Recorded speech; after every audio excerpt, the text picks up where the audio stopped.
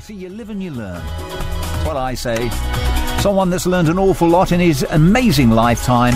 All of 105, going on 106. George Higgs is in the next hour. I turn the spotlight on George Higgs of Birstall.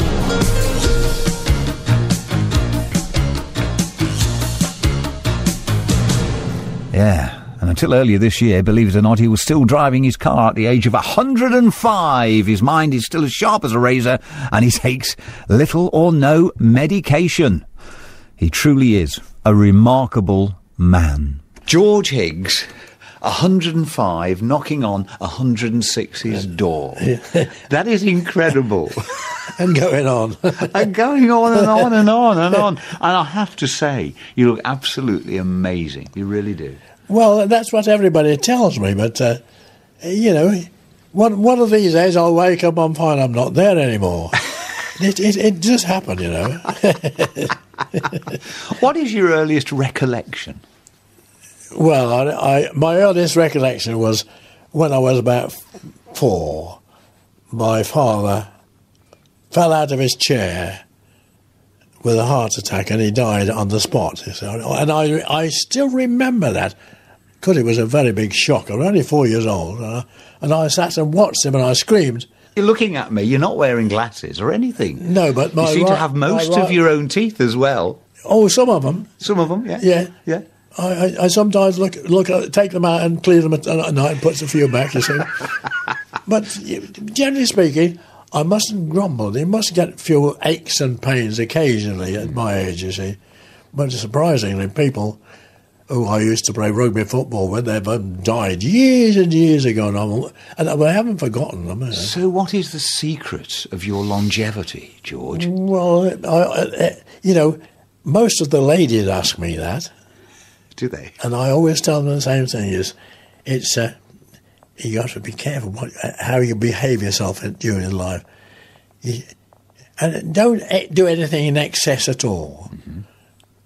Just take things easy and don't let things worry you. I know it's difficult. It's difficult, particularly when you got a big rates bill. And the council tax people come here. So what is the worst thing about growing old, would you say, George? In your view? Well, your joints begin to wear out for a start off. Luckily, your brain remains, my mind remains really active.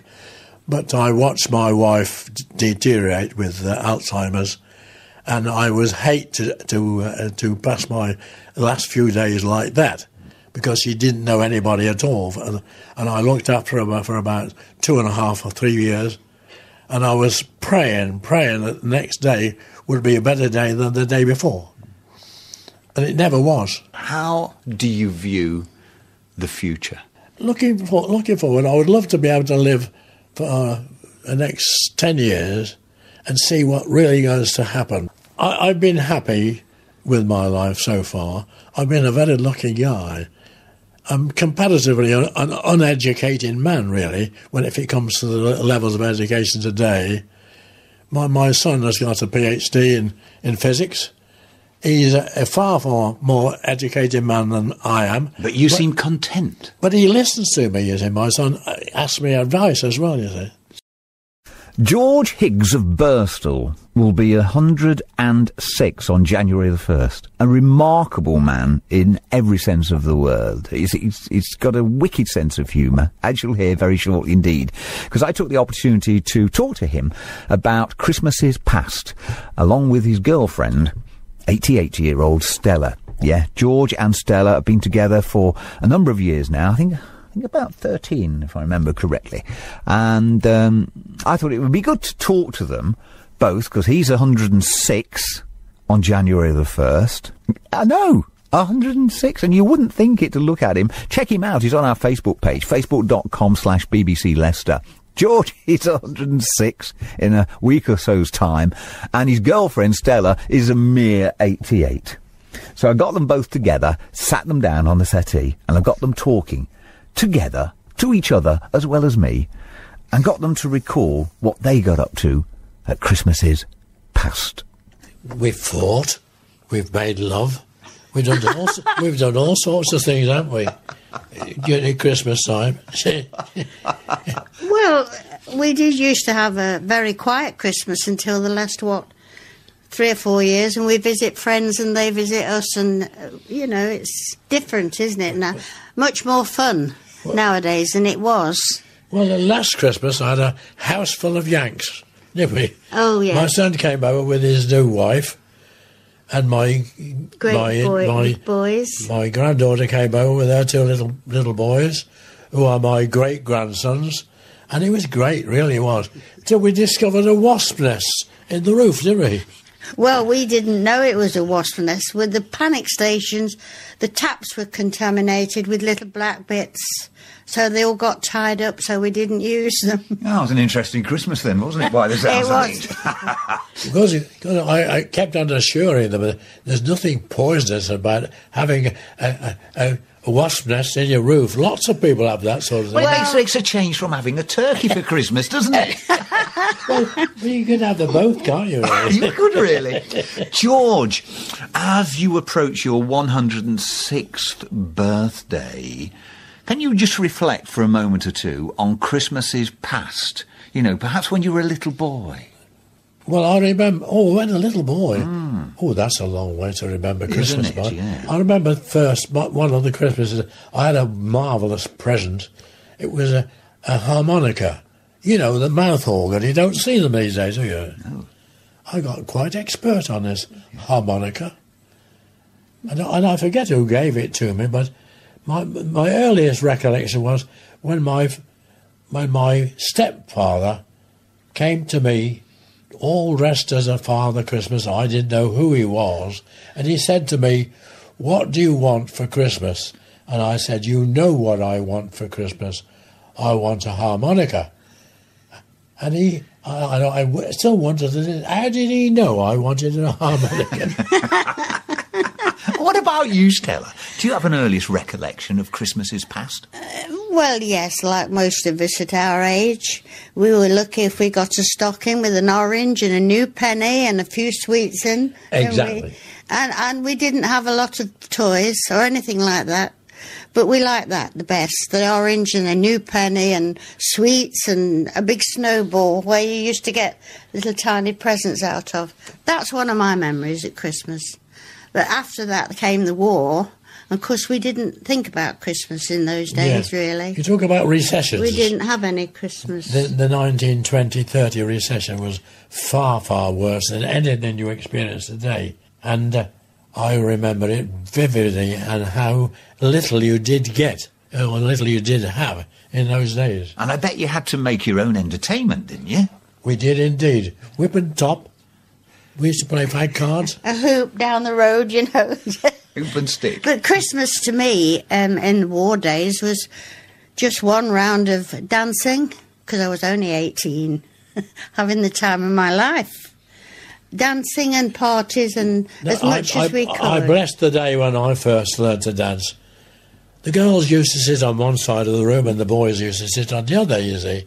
And we used to say to her, "Go and ask the blonde for a dance." And you hadn't got the courage to pass that small divide across the room to go and ask the girl for a dance.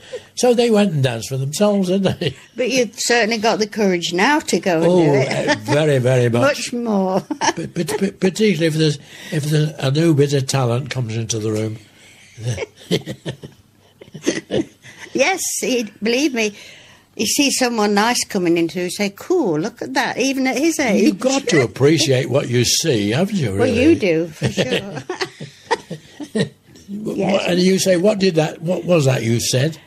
Say it more plainly. I'll tell you a little story. One night we went to the dance down here, and some new people who we knew came and sat by us, and I went off to dance. And when I came back, one of the ladies said to me, "What is it that George has got about him?" This was last year. I said, "Why, what do you mean?" She says, "Well, the minute you get up to go away and have a dance, he's surrounded with women." She says, "What is it that he's got?" I said, "I don't know. I've known him 12 years. I haven't found out yet." It's my aftershave. And that's how our life goes. It's full of those sort of things, isn't It is it? really. Well, I've seen her sitting on the guy's knee, And sometimes I have a little twinge of jealousy, you know, to see this guy's more handsome than I am, and she's sitting on his knee. And he's younger than you too. Very much younger than me. How will you be spending Christmas this year? Well, some friends of ours, it's that we take it in turns, you see. Sometimes we accommodate them, but this time we're going to... We're going to them, another couple who are on their own, and we're going to them for Christmas Day. Boxing Day, we're going over to my goddaughter's, who lives at the back of the Beaumont Lees Hall. She has Beaumont Manor. We're just going to pop over there and see the children, and then we should probably come back here and have a quiet afternoon, won't we? Hopefully. Maybe the odd sherry or three? Well, if someone comes, they may come and see us. We wait and see what's going to happen, you know. And everything happens from day to day. We don't... Yesterday we had visitors in the afternoon. They went, and 10 minutes later 2 more came, didn't they? The older I get, the more expert I am at relaxing. And when I relax, I go to sleep. And when I'm awakened, I hear somebody say, George, George, George. And I shake myself and come awake again. That's the secret of getting old. But she said, you fall asleep ever so easily. I said, when you're 105, you'll do the same. Incredible man. George Higgs, 106. He'll be a week today. Have a great day, won't you, George? And you too, Stella. You might just hear a little bit. If you were listening a little earlier on this morning, you may have heard a remarkable man by the name of George Higgs from Birstall. A week today, he'll be celebrating his 106th birthday. I know, it's incredible. And what is even more incredible is the demeanour of the man, the demeanour of him. He's just got such a wonderful disposition, an outlook on life. He's all there with his cough drops. He's sharp as a razor, articulate, intelligent, and probably all the things I'm not really. And certainly he's a lot older than I am. I told you somebody had to be, and it's George. 105, 106 he'll be a week today. So happy birthday for them. His girlfriend is Stella, an equally lovely lady who's all of 88. Yes, he likes them young.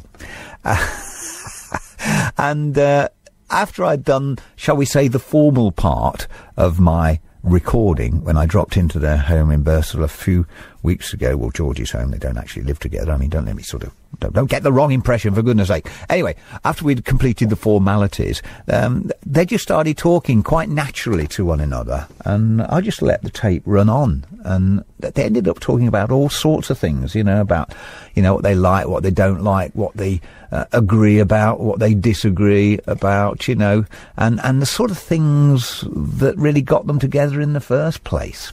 So here they are, George and Stella, reminiscing. Do you remember when I first saw you? Yes, but we didn't know each other. We used to see each other at the dance. No, but I looked over the road and I thought, my God, she can ballroom dance, that girl, can't? So I went over you were with that chap Ron, weren't you? Yes. And I thought he was your husband. What did you say to him? I said, would you mind if I had a dance with your wife? He says, it isn't my wife, mate. He says, you help yourself. And his face was a picture, wasn't it, at the time? But he couldn't dance, could he? Oh, well, no, he was just a friend of mine. And then that guy came up to us and said, do you know that guy you just danced with? Do you know he's over 90? Yes, and I said, I don't care how old he is, he can dance better than you can. He wasn't very keen on that, was he? No, he wasn't. Well, anybody can dance better than him. And we didn't go out for a long time, though, and then we went to a dance somewhere you took me, and you were in your late 70s and I was in my early 90s. I was 75 then. That's right. Yeah, that's when we actually got friendly, was 75. And, of course, it went from there to... After about a year, having holidays together. Do you remember the first holiday? So no matter how old you are, don't give up. You've got to make life interesting. Once life becomes uninteresting, you might as well pack it up and go. No, we do. We've got a lot of friends now, more friends than we had then. Yes, and they're very good friends. And they're very, very good friends. They're all very good to us. They're the sort of people who anticipate your immediate needs, As you get older, you have got immediate needs. Oh, yes, you have, because you have to get somebody to fetch your lunch for you when we go to... Exactly. Mostly in the kitchen, we fight, don't we? Well, I do have a short fuse occasionally. But particularly when people ask me to do something which I can't do anymore. No, but you usually manage it eventually. I do manage it, yes. Okay. See what I mean about a wicked sense of humour? George Higgs and Stella.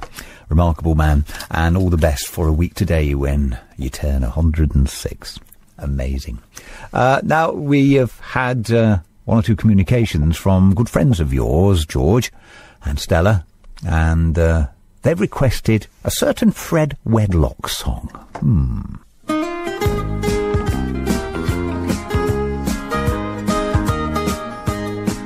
When you score with a chick in a disco bar, take her home in your hairy little car, then you find you went to school with her mom. Pa, you're the oldest swinger in town. When you won't look in a mirror in the light of day, swear you dyed it when your hair turns grey. When you zip up your Wranglers and your belly's in the way, you're the oldest swinger in town. Here you come and there you go, white wheel spots and a stereo, but the engine's clapped and the driver also is the oldest swinger in town.